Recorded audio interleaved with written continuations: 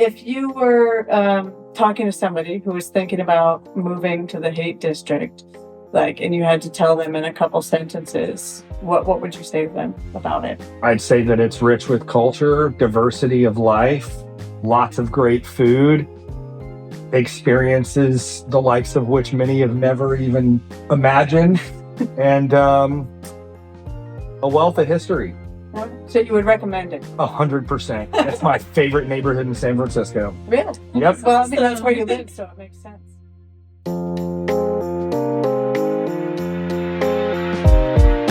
Welcome to the Bay Insider with Amanda and Ying, where we talk about history, lifestyle, and real estate in the San Francisco Bay Area. Welcome back to the Bay Insider. Ying and I are joined by Tino Velasco, who is a good friend of mine that I've known for the last 20 years at this point. It's been a long time, yeah. Today we are going to be talking about the Haight Ashbury district, which is about as quintessentially San Francisco as you can get. The reason he's here to talk about the Haight Ashbury is because he lived there for eons. He and I used to work in the wine industry for 10 years prior to my going into the real estate world. And now he's a jack of all trades, pretty much. Web3 work, promoting artists, doing wine tastings, virtual platforms, etc.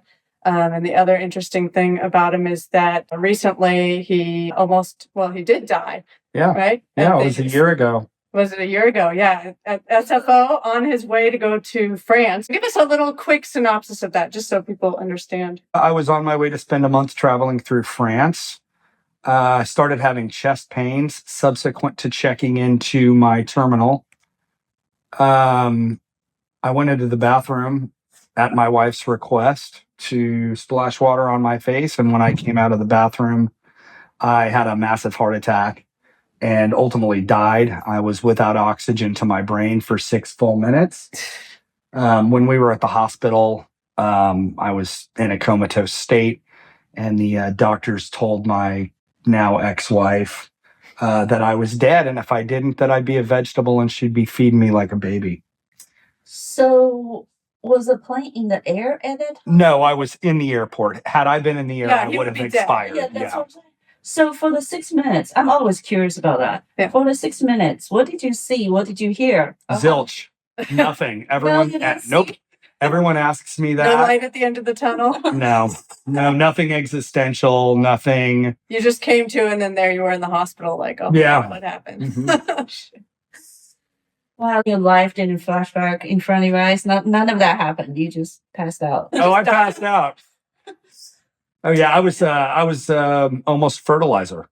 Yeah. So I think that it is very special that we're here able to talk to you today, because clearly we almost weren't able to do that. Well, thank you for having me. Yes. So very exciting. And then in terms of the Haight, right? So the reason that I asked you, of all people, of course, to come and talk about it is because I know you've done a couple stints in the Haight, right? You started living there when you ran away from home at 16. That's correct. And then lived in the Haight district. And then you took a little reprieve going to Arkansas. So different circumstances led me there. When my mother left my father, when I was very young, her parents lived in Northwest Arkansas. I see. So she escaped a bad marriage to take me away from here to there. Which she regretted soonly thereafter. Met my now ex-wife in 2002, who randomly was from the same town in Arkansas that my mother and I escaped to many years ago. And escaped from? Yes, indeed. Escaped back to, and then from? And then it's fate. That's called fate. Fate turned into hate. Living on the Haight, And then while you were in Arkansas, on top of all the other millions of different things you did, you guys started a food truck, and then started a restaurant. And then they had these amazing, famous sandwiches that are what was it called again? Natural state sandwiches. Arkansas is known as the natural state. Yeah. So we just kind of played on that. We were micro locals, so worked with the farmers directly. Were unbelievable. We changed the menu every week. Actually, for the first year, we changed it every day. There were 2 flagship sandwiches. But yeah, we'd create menus based on places we traveled. So are you still operating that or not? No, we exited that business because it was terrible. Don't open a restaurant. A ridiculous amount of work, and you can never take a day off. And then, and I'm a salesman, not a restaurateur. Yeah. So you've sold a lot of things, and I know that you've had all kinds of original items that we don't need to talk about those, but at any rate. But back to the Haight, which is why we're here, right? To talk about the Haight district, though everything else is quite interesting as well. Thank you for the introduction. Yes, indeed. But you're living right in the heart of it, right? Basically on Haight Street. That's right. I am one block up from Haight and Ashbury. I'm at the corner of Haight and Clayton. Nice. I look at the soon-to-close Hobson's Choice. Oh, is it going to close soon? Yeah. Oh, that's too bad. Yeah, they're looking for somebody to take it over. I was actually considering buying a liquor license and doing something there, but I don't want to be married to a... Oh, come on, do it. No. I just want to travel. Okay. All right. So you're back in the Haight, and you've been there now for how long? I mean, I know you did a little stint in the inner Richmond, right? And then... Yeah, I mean, I've lived in this apartment for about a year now. Okay. Great. But you're very, very... familiar with the Haight. You were there from when you were 16 till when did you leave Oak Street? What was that, 2012 or something? Yeah. Something like that. Okay. And then so the Haight in general, for anybody who's not familiar with it, which I think most people have some idea of it, anybody who's heard of San Francisco typically has heard of the Haight district. The part of the Haight that we're talking about is Upper Haight. That's right. Lower Haight. And so it's north of Coal Valley, west of Lower Haight, which some people call Hayes Valley, but that always confuses me.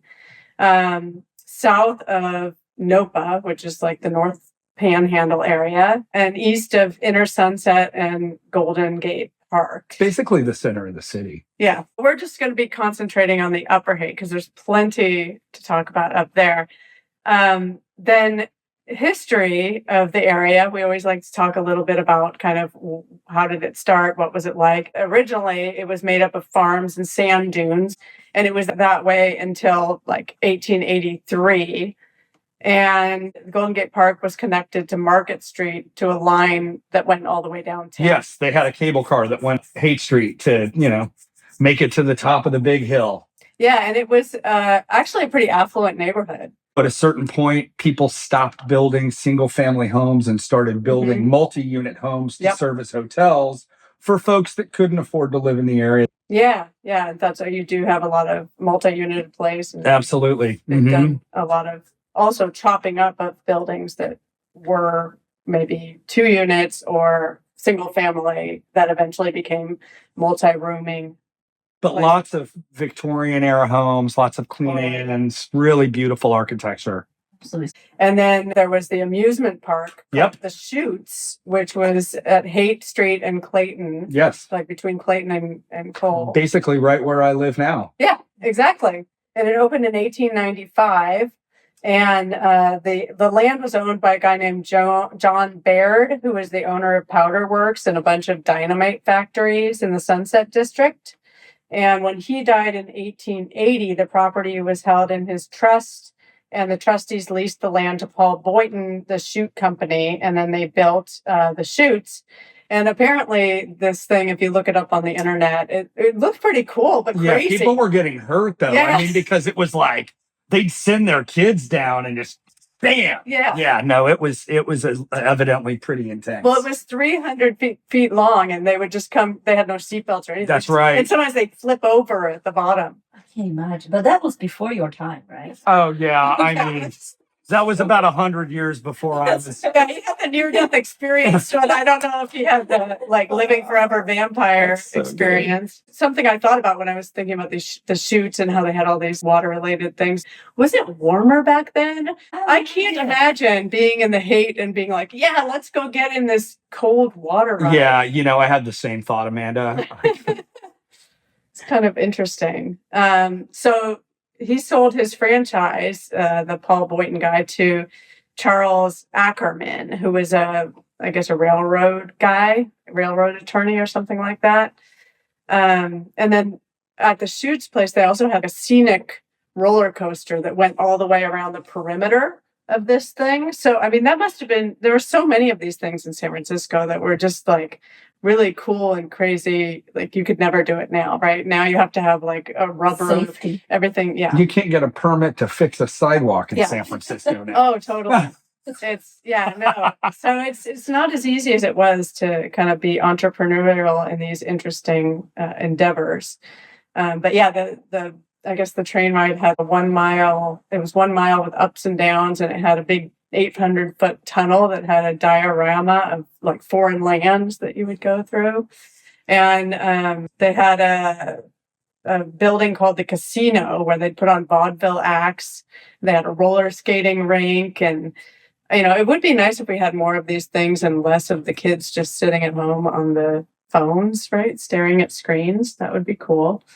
And apparently, this was the first place that the camera obscura was. I don't know if you guys are familiar with the camera obscura. Yeah.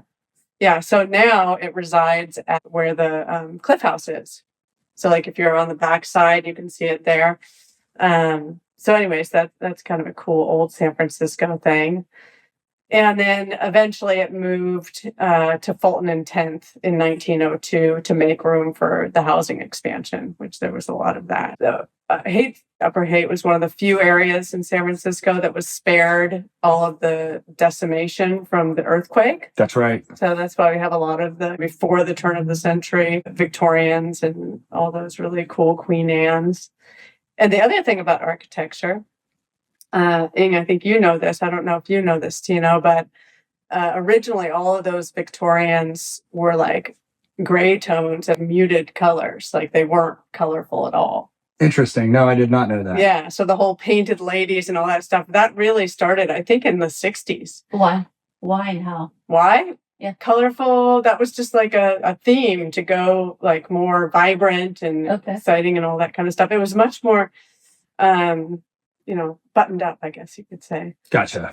Before. So I thought that was interesting when I learned about that. During World War II, like you were saying, there was a bit of a decline in the neighborhood too, and they turned into boarding houses and they chopped things up a lot. And actually a lot of houses were left abandoned and it became kind of a mess. And that changed over time. But in the 1950s, they proposed a freeway to run through the Panhandle that was going to be going through there. And they had a big, huge citizens revolt, just like in Glen Park, which we'll talk about in another episode with the Gumtree Girls. But they stopped it from becoming a freeway, which thank goodness. I mean, Fell and Oak is fast enough with the traffic that goes through there. If you lost the park and the greenery, that's one of the beautiful things about it. And in 1966, getting into the 60s, which I think is what most people are familiar with. Yeah. In 1966, the first head shop arrived, which was called Ron and Jay Thalen's Psychedelic Shop. And you could buy marijuana, LSD. I mean, that was like really the beginning of the whole... Summer of Love, right? Oh, 67 is the genesis of that. Mm-hmm. Yep. What's head shop? What is it called, head shop? Because you get in your head right. Get your head. So that's what it meant, huh? Okay. Yeah. So, I mean, everybody was, I don't know if everybody was, but a lot of people were doing LSD. And well, it's because of Owsley Stanley, largely, and Timothy Leary, right? Owsley Stanley was super famous, really brilliant man, loved LSD. Mm-hmm. He produced a lot of it. He had LSD production facilities all over the country, and he would walk around the Haight and just hand it out to people so they could experience it and understand what it was. Yeah, and I think, I guess I was reading about it now. I'm going to misquote it because I don't remember if it was Ron or Jay. I think it was Ron of the Ron and Jay Thalen. Was like a total straight edge guy. And then he tried LSD once and was like, it opened his eyes and then he was like, wow, this is amazing. So the Summer of Love, lots of hippies arrived in 66 to 67. It was crazy. I mean, it was like everybody tuned into this movement of free love and, it was great for a while. And then it kind of got crazy. I mean, well, it was a lot of runaways, that came to the Haight. And, it's a lot of drug abuse and poverty. And the neighborhood had some challenges. Of course, history tells us the Summer of Love, Grateful Dead, and The reality is that the neighborhood has been troubled. Yes, for sure. Through the course of its history. Yeah. At the end of 1967, the end of the whole cycle. That's right. Yeah. It's pretty fast and furious. Yeah. Yeah. They did the death of a hippie. It was like a mock funeral that they held in Buena Vista Park by the Diggers, which was this group that would give free food out, the panhandle and stuff. They were anti-money. And, very cool organization. Totally. There's still some living diggers. Yeah. That's what I've heard. Yeah. Yeah. Mm-hmm. Have you ever met a digger? No. But I do know of a couple that live in the neighborhood still. Okay. There's some walking tours. Yeah. That are free. Yeah. So if anybody wants to go to the Haight and look up some of the walking tours, they're free. They're donation based. All of the people that do the tours are volunteers. And you can learn a lot about the neighborhood. Yeah, that's nice. They have that in a lot of neighborhoods in San Francisco, which I think is really cool. Well, we have such a rich history here. I mean, there's such a diverse community of people throughout the course of history. Yeah. At the end of that whole funeral thing, I guess like the guys like all shaved their beards and put the beards in the caskets and walked them down the street. Kind of crazy. And then of course there was, the Charles Manson story. Oh yeah. But what you were saying, Jim Jones was in the neighborhood. Oh yeah. There's a lot of but Jimi Hendrix. Yes, and tall tales. Yeah. Yes. So Jimi Hendrix never lived in San Francisco, nor did he ever live in the Haight Ashbury. But why and how? I saw his pictures everywhere. Right. Yeah. People listen to him. Of course. Yeah. I mean, he played shows in the Panhandle with the likes of Janis Joplin and Jefferson Airplane. But he'd just come into town and do the shows and leave. Right. He didn't live here. Yeah. Oh, okay. So he did perform here. A lot. Yes. Oh, for sure. Yeah. Okay. For sure. Yeah. No, the story about the Jimi Hendrix Red House is nothing short of erroneous as a marketing ploy by the owner of the building to garner the attention of visitors. Yeah. And to make it an alluring place for people to stay. Okay. It looks beautiful. I mean, it looks very, credible or authentic. Of course. I mean, the mural up there is beautiful. Yeah. Too bad the story is an abysmal failure. It's like 27. Oh yeah, 27 Club. Oh yeah, so many died at 27. Really? Why is that? Is it 27? Drug overdoses. Yeah, that's the age when you're like throwing caution to the wind and doing all kinds of crazy things, right? So you're more likely to potentially. Well, there was just a lot of heroin use and stuff.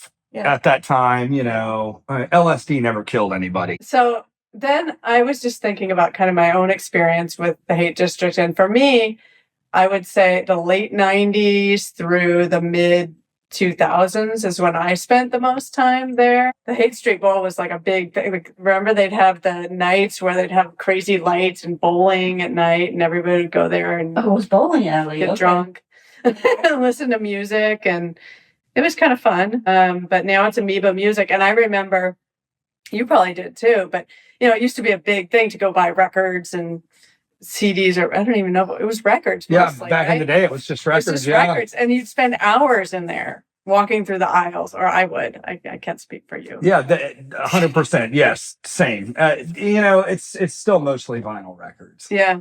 They've got some CDs, lots of movies now, and DVDs in their little movie section. But yeah, it's always been. But it was like such a spot. It was. I mean, I would spend hours in that place just looking through records. I still see a lot of people going there. Oh, it's packed always. Yeah. Well, I think records have made a comeback. Yes. 100%. Definitely. Yeah. So good for them. I'm glad they're there. Then in terms of just historical businesses, I just wanted to mention like the Ob Zam Zam. Do you remember? Did you ever used to go there when you never went there when Bruno was working? Mm-mm. Oh my gosh! So the bar. Yeah, the bar. Yeah, the Zam Zam still exists. Right, but now it's under new ownership. Somebody who lived in the building. But do you know about Ob Zam Zam? No, you weren't here in the same time frame. So obviously not. It's a really cool old. It's kind of like a round bar. The guy Bruno, who owned it, martinis. That was his big thing. That's their deal. He would make everybody martinis, and either you could have martini or you could have a beer. But if you came in and they had a full bar with everything. But when Bruno was working, which was all the time when he was alive, if you ordered something else, he would like give you daggers of death eyes. Yeah, still, you don't want to go in there and order a margarita. Yeah. And he would kick you out. He would be like, no, out, you're out, you're out. So it was always kind of like, let's see how long it takes us to get kicked out of Al Zam Zam. It's not finding it. It's there. It's Zam Zam. It's probably Zam Zam. Zam? Yeah. Anyways, that was, it opened in 1941.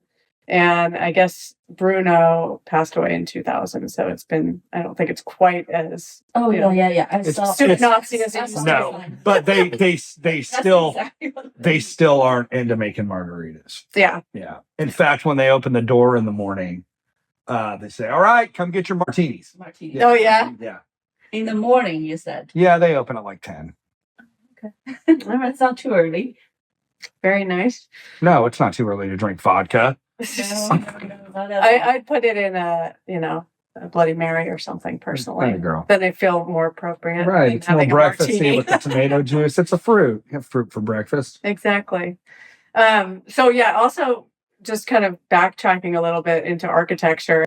I was reading this article that was saying that in the 1900s, houses would sell for about $7,000, which seems I'll take 5. Yeah, which seems like Cash work. pretty inexpensive. They rent it for $40 a month, right? Yeah, but inflation and the cost of money. Well, and also at the same time, like cottages in Potrero Hill would sell for like $1,500 to $3,000. So back then, like I was saying, that was kind of a Tony neighborhood, right? Yeah, so it was kind of expensive, but yeah, and then the events in the Haight district, I don't know. For me, it was like the Haight Street Fair. Every single year I went to the Haight Street Fair from the mid 90s to at least the mid 2000s. It said the second Sunday of June, no? They changed it. They changed it. Yeah, it's next. I'm glad you're here because otherwise we would be giving wrong information. Just goes to show how often I go now. It's always been a fun fair. They have lots of really good music. It's kind of crazy. I don't know, when I used to go, it was kind of crazy. Is it still crazy? So the Haight's changed a lot on the heels of prohibition ending, cannabis prohibition. Oh, I'm like, okay, that was a long time ago. Yeah, in the 90s and in the early 2000s before, I mean, even once Prop 215 was activated, there was a lot of kids, traveling hobos, train hoppers, hippies, whatever you want to call them. They'd come to the neighborhood and they'd sell weed or acid or whatever medium they used to monetize their lives. Right. And now that cannabis is legal and you can walk into a store and buy it, as long as you've got an ID and a pulse, there are no kids standing on the street trying to sell that's weed. true. Huh? And to be fair, we still have some of the vagrant type hippies, but they're basically just losers. They're not really hippies. They just don't want to work. We don't have a lot of mental illness up there. No. Really? Yeah, no. Yeah. It's really most of the folks in my immediate community that fall into that category are of sound mind and body. Yeah, they may be a little deficient in one category or another, but there's very little actual psychosis in my neighborhood. Okay, well, good. Like what? Well, it's always good to know. That's not an issue. Yeah, we all have some deficiency in one area or another. Yes, I'm riddled with deficiencies, ladies. Oh, so I was there a couple of weeks ago, and it felt so clean, and normal. It feels like Fillmore, actually probably cleaner than Fillmore. And there was music every block. Yeah, that was a Sunday then. It's the summer of music, and so they have different musicians. Tell me about this. Yeah, so every street, so all summer long or every Sunday? Yep, every Sunday. Yep, just all day. They'll set up whenever. Yeah, they every block they have. Yeah, they'll set. Yep, block. Every single block is a different set of musicians. They all look like locals, but they might be professional too. Right, playing. Pretty cool. But there's always people busking on Haight Street. Yeah, true. It's like there's not a day of the week where there's not at least 3 people between Clayton and Cole on Haight Street that are busking, playing music. Yeah, and there's so many things to do in the Haight. I mean, in terms of like businesses, restaurants, all those kinds of things. The businesses, there are way too many for us to kind of go down the laundry list of what's there. But I don't know if you go to Mendel's Art Supplies anymore. Of course, yeah. That place has been around for forever. They're a legacy business, and they have, they have fabrics, they have stuff to do. Art supplies, yeah, it's awesome. And they've been around forever. Then Pipe Dreams, right? That's one of the oldest businesses. Yep, Distractions just closed, unfortunately. Yeah, which is another anchor business. Didn't get legacy business status? Yep, they did. The building owner, raised the rent real high. The guy who owned it wanted to retire. He was going to sell it to his employees, but the owner said, if they don't own property, I'm not going to approve a lease because I want to be able to take their home in the event that they default on the payment. Okay. Which is kind of a testament to what we've been seeing in San Francisco as it relates to building owners jacking up the rent and evacuating loyal tenants. Yeah, that's unfortunate. I thought they couldn't do that with a legacy business, though. I guess if it's a different ownership or something, maybe then. On Haight Street, I didn't see too many businesses with closed doors. Like still boarded up fronts or anything. Yeah, like North Beach and other areas, you see a lot. Even Noe Valley recently has had a lot of vacant, I think it's because of greed of landlords not lowering. 100%. I can see that in Haight. It seems to be pretty fully occupied, right? Yeah. So actually, the building I live in is fairly large. There's several apartments, and then downstairs is residential. Those units have been vacant for the last year, but they've started renting them, remodeling them. There was probably a bank of like 5 or 6 commercial addresses there, and they're filling up. Tourism is at critical mass. Like so many tourists in the city. It is popping. I mean, every weekend. Yeah. Yeah, I was surprised to see that many tourists, walking down Haight Street. So you know what? Take that, Doom Loop. Yeah. Well, listen, the Doom Loop is all in one's mind. Yeah. No, all over San Francisco lately. I mean, you can definitely notice differences. I mean, I was driving through downtown area, and that's even been changing and cleaning up. So, at any rate, good. I'm glad to hear that. Also in terms of like the businesses in the Haight district, so many secondhand clothing places. I mean, I think that they kind of took off with that when, I don't know what year it started becoming really popular, maybe in the 80s, right? Everybody was going to... But there was just a couple that was like Buffalo Exchange. Which started in 1974 in Arizona. Yeah, it was a franchise. I don't think they're offering people to open stores anymore. Yeah. But apparently the daughter of the person who started it actually is the CEO and runs the whole thing still. But yeah, Wasteland, Aardvarks. Nana, Dalgene. Yeah. It used to be pretty punk rock. Yeah. The neighborhood was pretty punk rock. You could get any kind of Doc Martens you wanted. Yes. Lots of like cool little punk rock stores. I would spend hours and hours in Aardvarks or Wasteland or I forgot about Aardvarks. Yeah, that's an old school vintage place. And then they have that other store that's the Army Supply store. Yeah, that's still there. Yep. I used to go. Yeah. What's it called? Cal Surplus or something like that? Yeah. Yeah. They have, like. What's in the decades of fashion of decades? Decades of fashion's been there for a long time too. It's just another vintage store. Is that the one on this corner? Yeah. Yep. Right next to the Red Bit. The other ones. Yep. It's right next to the Red Bit. Which has been closed for a long time. Yeah. And they're selling water heaters out of that place right now. Yeah, it's terrible. That's too bad. Yeah. Because it's like a real Haight Street kind of place to stay, right? I mean, yeah, it's like hotel. I've got fantasies of buying it and turning it into a cannabis-friendly. Okay, got to do that too. Right after you finish Hobson's Choice. Yeah, no, he's a man after my own heart and doing too many things at the same time. And then a lot of stores like Tibetan or just like interesting shops. Yeah, just shops and stuff. I did want to say with the legacy businesses that we're talking about, that was a program that was started in 2015 in San Francisco, and a way to kind of encourage small business and keep them running and give them some kinds of protection and some kinds of help. So I think that is a really special program that we've done. And I think San Francisco, more so than a lot of cities, has done a good job of keeping smaller businesses, although starting a new smaller business is very difficult. Yeah. And then grocery stores, right? I mean, Gus's Haight Street Market. That's where. Yeah, what a crazy expansion there. So I actually worked at Gus's before I met you in the wine business. That's right. That was my job immediately prior to joining the team at Jakob Gerhardt. And Gus was just crazy old man who loved his little store. And I mean, that was the first one, right? Because now he's passed away. Yeah. But they have the one in the They've got like 4 or 5 locations. They just took over the Canyon Market in That's right. Park. Yeah. They're keeping the name and stuff. And the mission, not mission, Yeah, it's like it is the mission, but Harrison. There it is. That's it. It's by Lucas Studio.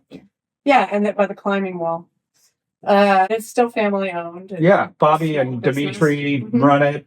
Georgia, the mom's still alive, although spends a lot of time in Greece. Yeah, so I was really happy when I heard that they were taking over the Canyon Market. Well, it expanded. So that Haight Street location, Gus put a lot of money into it when Whole Foods took over the old Cala Foods that was at the end there across from the old McDonald's, because it would have totally decimated their business. I mean, it was a little shithole, right? It was just this crusty little market that had, dusty products. And their produce has always been great, but everything else was seemingly an afterthought. But they've always carried high quality ingredients, and now they've far and away eclipsed anything that Whole Foods offers. Their meat market, their produce section. So good. It's tremendous. And the service is second to none as it relates to that kind of experience. It's good. Love the place. Yeah, so then they also do have the Whole Foods that's right across from the park, across from where the old McDonald's that's now just risen into a huge housing. Yeah. It's right? Well, it's affordable housing. It's so forever to get going from the ground. Once they started building, they built really fast. I mean, that thing went up like a Lego building. Right. But it took forever to... It was like... It was just a vacant parking lot. They tore the McDonald's down, and it was just a shitty parking lot. Or something. Yeah, it's pretty interesting. Yeah, but the Whole Foods. I don't love that Whole Foods. It's garbage. It's junk. Place is a hellhole. Oh, and then Liquid Experience. You ever go in there? Always. That's where I buy my Fernet exclusively. Liquid Experience it's a corner store, not on the corner. They're not on the corner. No, they're not. They're like right next to Daydreams. Yeah, but I used to go there as a kid, Same, yeah. We used to buy cigarettes there. Let's go meet at Liquid Experience. Like, that's where, the spot we would all meet. Best name for a liquor store. It's cool that they're still there. Yep. Yeah, I love that. Oh, just liquor store. I was thinking, what am I missing here? It's a liquor store, Liquid Experience. And then the restaurants, too many to name for sure. But I think all of us, you've gone too, Ying. I think Cha Cha Cha. Yeah. Love the place. The last time we went to go eat together was there, was it? No, it was Johnny Foley's. No. Johnny Foley's? We haven't eaten at Johnny Foley's in a million years. That's true. The last time we ate there was with Nora Nenning. Oh. You and Nora and I went to Johnny Foley's. I have a picture of us. Okay. But we went to Cha Cha Cha since then. Anyways, regardless, Cha Cha Cha is a great place to go. Place. Great place to go. They actually have a little Cuban taqueria next door too. Oh yeah, okay. But it's a good place to get some sangria, some fried plantains. Yeah, they make a great drink too. Butter's awesome. The chicken paillard is delicious. That shrimp dish they do. Yeah. Shrimp. Yeah, that's like taking acid. It's hallucinogenic. Just get the shrimp. Yeah. No, but I used to get, that place has been around forever. I remember going there as a very young, 20-something. So that place is good. Escape from New York Pizza. Still there. Same owner as Amoeba. Is it really? Yep. I didn't know that. Yeah, they've been there since, I think, 1986 or something. Yeah. A long time. Pork Store Cafe. Yep. Yeah. I eat there 3 times a week. Yeah. Oh, really? Yeah, same dude owns it. Yeah, Alembic. That place is still there. There when they first opened. Yeah, I used to go there a lot. They primarily have whiskey. Okay. Yeah, they've got a lot of whiskey, bourbon, scotch. And then food, too. Yes. And then bars, of course. Haight Street is very known for bars. There's Tracks, Gold Cane, Muriel's. Yes. Muriel's has been there since 47 or something crazy. Yeah, it's been a long really They just did a renovation or something. They did it 2010. It used to be pretty punk rock, duct tape bar stools, punk rock jukebox. And then it was all these dudes with skinny jeans and handlebar mustaches emerged. And it turned into Hipsterville, and they revamped the place. And, it's a little bit crustier now that the hipsters have all died off. Yeah, and then if you're, into sports stuff, there's the Kezar. Oh yeah, Kezar Pub. Yep. Super. And now Mad Dog in the Fog, which was historically down on Lower Haight by Cafe International, now resides where Marty Max was. I remember Marty Max. Yep. Wow. So that's where Mad Dog in the Fog is, and it's the same kind of thing, right? Yeah. Tons of beers. Pub food, games on the TV. Yeah. Is Club Deluxe still there? Nope, Club Deluxe is shuttered. In fact, that's another place that I just looked up inquiring because I wanted to open something. Yeah. That's what led me to learn about Hobson's Choice closing. Okay. Yeah. I used to love Club Deluxe. It was awesome, right? But they had drinks, they had some food, and it was just like a dark, cool, boothy kind of place. Yeah, the thing that kept me from pulling the trigger on that 2 months ago was they don't have a liquor license. Oh, yeah. And so that Type 48 permit's a real pain in the ass. It's hard to have a bar without a liquor license. Yeah, I mean, you can get one through a broker, but it's going to cost you so like $100,000, right? Yeah, and a lot of tape to kind of. Certainly. But, okay. All right, cool. And then Zam Zam, which or I think it's just Zam Zam. It's just Zam Zam. Yeah, that's why. Okay, very good. Different. And then outdoor recreation. So talking about this, I mean, you can't get much closer to Golden Gate Park, right? No, right. That's right next to the Conservatory of Flowers, Academy of Sciences, of course, Hippie Hill / Sharon Meadow / Robin Williams Meadow, whatever you want to call it. Playground for the kids. That's right. Yep. And then you have the Panhandle, which is the large strip where you've got all kinds of different things that you can do. It goes all the way down to Central, doesn't it? Probably. Yeah, I think it's. Yeah, I mean, it goes down. I used to live right on the Panhandle on Cole Street, Cole and Fowl. Baker. Right across. Okay, great. Yeah, and I used to love it. I, go ride your bike to the park. Well, you remember we lived there for a long time. You've been to many parties in your place right on Oak Street. Right on the Panhandle. Yeah, I wonder if you were living there when I was living on Fell Street. What year did you start living there? 2003. 2003. And 2004 is when we started working together. Yep. No, I wasn't living there. I was living there in the 90s, I guess, late 90s. Anyway, I digress. Then there's Buena Vista Park, which goes up towards, Ashbury Heights, and you've fully got the tennis courts there and everything. And I guess I should have talked about this in history, but Kezar Stadium, right, which is across the Kezar Bar on Stanton, they also have that whole area that's like a little skate park. Oh, yeah, absolutely. Yeah, so Kezar was the original home of the 49ers. That's exactly right. Yep. And they played their first game there in 1946. And they played their last game in 1971, where they lost 17-14 to the Dallas Cowboys. So Kezar, is it really considered Haight or Coal Valley? Oh, that's Haight. Yeah. It's still Haight. Yep, that's Haight. Yeah, I think Coal Valley, I would say the dividing line is what, Frederick or something? Yeah. Something like that, going up. I mean, sure, you could call it Waller. Yeah, I consider Coal Valley, once Waller. What? But Waller is just one street off of Haight. Right. So it's just in my mind. I mean, you could call it the Haight Ashbury, but yeah. Well, I'm just saying, by that rule, then Kezar would be really border, right? Yeah. So which one? But the division is Waller and Frederick. Depends on which block. Kezar is not part of it. That's what I don't think. Okay, well, to me it is. So yeah, as far as I'm concerned, Kezar's part of the Haight Ashbury. Yeah. And I do think, in my mind and in practicality, regardless of what the map says, I think that Coal Valley and the Haight kind of meld into each other. 100%, but the demographic is completely different. Oh, yeah, especially when you get yoga pants and $3,000 strollers in Coal Valley. That's right. And, crusty hippies like smoking weed on the street in the Haight. So there are a bunch of schools in the area, starting kind of from youngest to oldest. I was wondering, didn't Zoe go to the Haight Ashbury Cooperative Nursery? Yep. Haight Ashbury Community Nursery School. Yep. Zoe went there. And that's Tino's daughter, for anybody who might not know. Probably many don't. Yeah. But yes, so HACNS, Grattan's really in Coal Valley. I was going to say Grattan is Grattan is not Haight, but a lot of Haight kids go to Grattan. That's true. And then, of course, we've got Urban.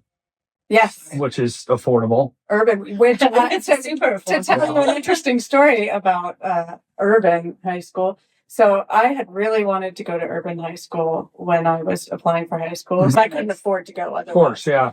At any rate, so when I did, my good friend Adrian, who you know, went to urban high school.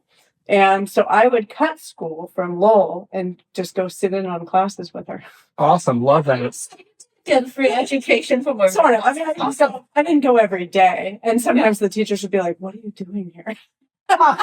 Love that. But I did. I went and sat in some classes.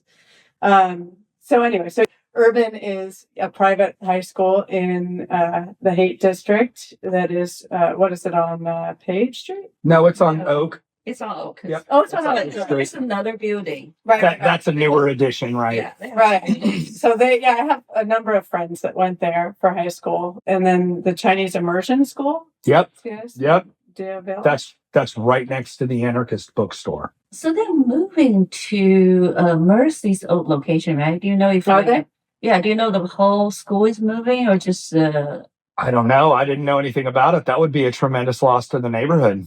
Yeah, we can figure out. But they bought the Mercy High School location. Really? Yeah. Okay. And they're supposed to be moving. So that sounds like they are moving then, I would think, right? Well, I just didn't know if they had two different campuses. Yeah, it might be a satellite. And campus. What about I was seeing the San Francisco High School of the Arts. Are you familiar with that? I am familiar with it. Although Zoe goes to Ruth Asawa School of the Arts. I think that's a private school. Right. Okay. But that's there in the Haight, right? Looked like it was right there by where the Boys and Girls Club was. And then transportation, there's all kinds of different ways to get all over the place from there. Because as you mentioned, it is very central in the city.